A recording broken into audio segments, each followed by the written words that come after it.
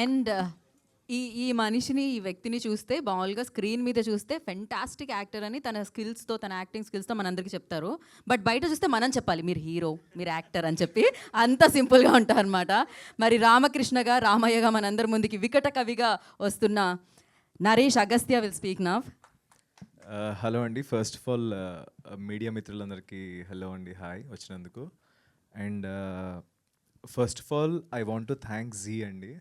ఎందుకంటే నేను జీలో 2013లో ఒక చిన్న రోల్ చేయడానికి వచ్చాను ఒక సీరియల్లో, పసుపు కుంకుమ అనే సీరియల్లో.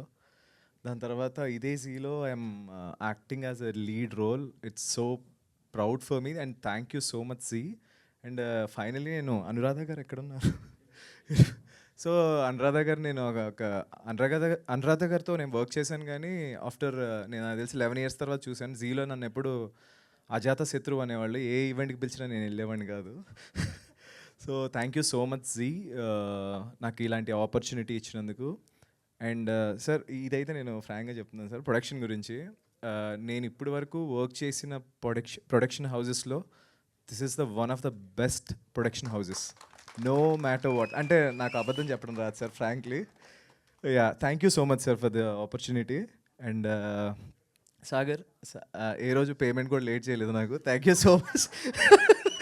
టైంకి పడిపోయినాయి.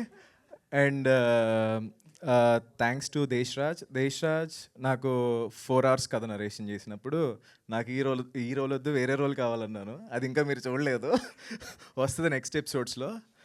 లేదు లేదు లేదు, నువ్వు ఇదే చేయాలని చెప్పి దేశ్రాజ్ పట్టుపట్టాడు. And there is a lot of amazing roles ఉన్నాయి. థ్యాంక్ యూ పరువు ఫుటేజ్ చూసి నన్ను తీసుకున్నందుకు. అండ్ నెక్స్ట్ ప్రదీప్, ఏ రోజు కూడా సెట్లో నువ్వు ఎంత టెన్షన్ పడ్డా, ఎలా ఉన్నా కానీ మమ్మల్ని ఏమి ఇబ్బంది పెట్టలేదు, ప్రశాంతంగా మమ్మల్ని అందరినీ కూల్గా తీసుకెళ్ళావు. ఐ హోప్ అగైన్ దేశ్రాజ్తో అండ్ మీతో, దేశ్రాజ్తో ఈసారి డైరెక్షన్ ఇస్తున్నావా ఇంకా లేదా? ఐ హోప్ నేను మళ్ళీ మీతో వర్క్ చేయాలనుకుంటున్నాను. And next main greatest pillar is my DOP Shoaib.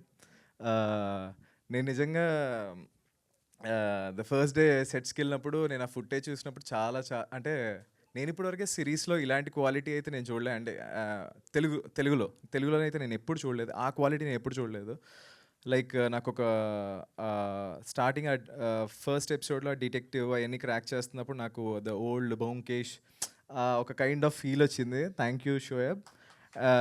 And మా ఆర్ట్ డైరెక్టర్ గురించి చెప్పాలి. ఓకే, కిరణ్. కిరణ్ గురించి నేను ఒకటే చెప్తాను. నేను చాలామంది ఆర్ట్ డైరెక్షన్ సర్స్ అందరిని చూశాను. నేను ఎక్కువగా షూట్ జరుగుతున్నప్పుడు మానిటర్ ముందు కూర్చుని డైరెక్టర్తో పాటు పక్కన ఉన్న ఆర్ట్ డైరెక్టర్ నేను ఎప్పుడు చూడలేదండి. అంటే నేను ఇప్పుడు వరకు చేసిన వాటిల్లో ఎవ్రీ ఫ్రేమ్లో ప్రతిదీ చక్కగా కూర్చుని చూసుకుంటాడు అనమాట. డైరెక్టర్ పక్కనే చేరేసుకుని కూర్చుని ఏం మిస్ అయింది అని. అండ్ ఇంకోటి ఏంటంటే ఒక వైడ్ షాట్, అదొక డ్రై విలేజ్ లాగా షాట్ చేయాలి బేసిక్గా. అది అందరూ అబ్జర్వ్ చేశారో నాకు తెలియదు. ఆన్ సెట్స్లో అందరూ ఎవరు బిజీలో వాళ్ళు ఉన్నారు, అసిస్టెంట్ డైరెక్టర్స్ వాళ్ళు బిజీలో ఉన్నప్పుడు ఆయన చైర్లో పక్కన కూర్చున్నప్పుడు అక్కడ ఒక తాటి చెట్టు ఉందన్నమాట. సో ఈయన ఒక్క సెకండ్ సార్ అని చెప్పి షార్ట్ ఆపి ఎండిపోయిన తాటి చెట్టుని అది కింద అలా రాలిపోయినట్టు లైక్ కింద నేల మీద పెట్టాడు అనమాట. అంటే అసలు ఎవరు అడగలేదు, ఎవరికి అవసరం లేదు కూడా. అంటే that fellow is that much keen Kiran గారు. లైక్ ఐ లవ్డ్ ఇట్ అనమాట. నేను ఎట్లా అలాంటి ఆర్ట్ డైరెక్టర్స్తో నేను ఎప్పుడు వర్క్ చేయలేదు. So thank you Kiran. And next Gayatri గారు. And this is the one of the best costumes in my life. నేను ఇప్పటివరకు చేసిన ఫిలింలో పెద్దగా నేను కాస్ట్యూమ్స్ గురించి పట్టించుకోను, ఏది ఇస్తే అది వేసుకుని వెళ్ళిపోతాను, యాక్చువల్గా ఏం డిమాండ్ చేయను.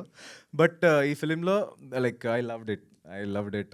అండ్ అసిస్టెంట్ డైరెక్టర్ టీం ఏమైనా ఇబ్బంది పెట్టుంటే, మీరు నన్ను ఇబ్బంది పెట్టారు చాలా, నైట్ షూట్లు అంటే ఇవ్వరి రెస్ట్ ఇవ్వకుండా ఒక్క క్షణం కూడా.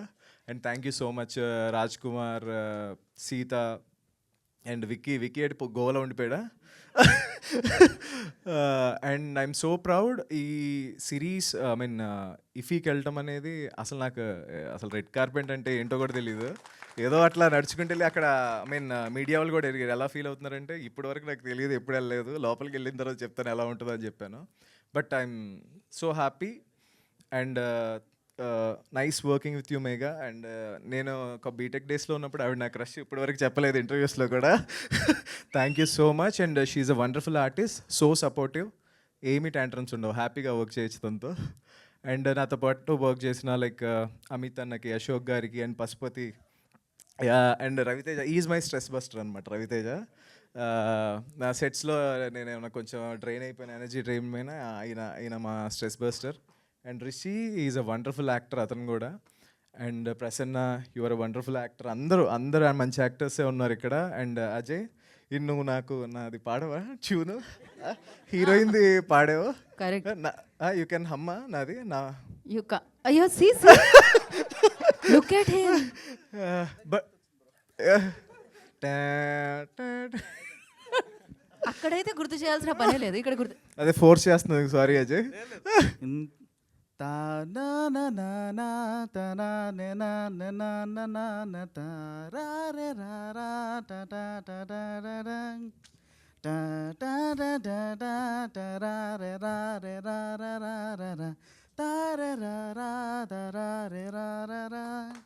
థ్యాంక్ యూ అజయ్, నా కోసం కూడా అంత అడిగి force చేయడం పాడిపించుకున్నారు.